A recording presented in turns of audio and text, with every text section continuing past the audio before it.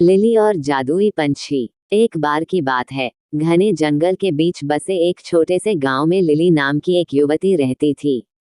वह अपनी दयालुता और छोटे बड़े सभी प्राणियों के प्रति अपने प्रेम के लिए जानी जाती थी।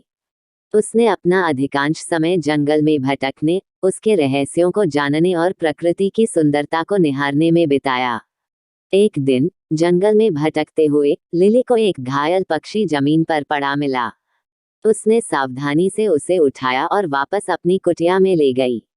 उसने चिड़िया के घावों की मरहम पट्टी की और उसकी देखभाल कर उसे फिर से स्वस्थ कर दिया।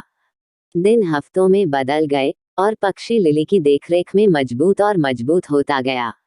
वह अपने दैनिक दिनचर्या के बारे में जानने के दौरान उसके कंधे पर बैठ जाती थी और वे एक दूसरे से बात करने में घंटों बिताते थे। एक दिन चिड़िया ने लिली से साफ और स्पष्ट आवाज में बात की। मेरी जान बचाने के लिए धन्यवाद, इसने कहा। मैं सिर्फ कोई पक्षी नहीं हूँ, मैं एक जादुई पक्षी हूँ। मेरे पास आपको 3 इच्छाएं देने की शक्ति है।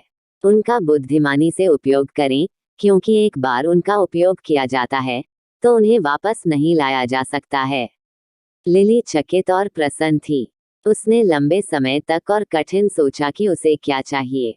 अंत में उसने अपनी पहली इच्छा की। मैं अपने गांव के लिए भरपूर फसल की कामना करती हूँ, ताकि कोई भी भूखा न रहे। अगले ही दिन गांव के चारों ओर के खेत भरपूर फसल से लहलहा उठे। लिली की दयालुता के लिए ग्रामीण चकित और आभारी थे। अपनी दूसरी इच्छा के लिए लिली ने सभी प्राणियों की भाषा को समझने की क्षमता की कामना की। और ठीक उसी तरह वह पक्षियों की चहचहाहट, मधुमक्खियों की भनभनाहट और पत्तों की सरसराहट को समझ सकती थी। जहां तक उसकी तीसरी इच्छा का सवाल है, लिली ने बहुत देर तक सोचा कि वह क्या चाहती है। अंत में उसने अपनी इच्छा व्यक्त की। मैं हमेशा प्यार और खुशी से घिरी रहना चाहती हूँ। और ऐसा ही था। लिली ने अपना शेष जीवन प्रेम और प्रसन्नता से घिरा हुआ बिताया। उसने जंगल का पता लगाना और जरूरतमंद लोगों की मदद करना जारी रखा।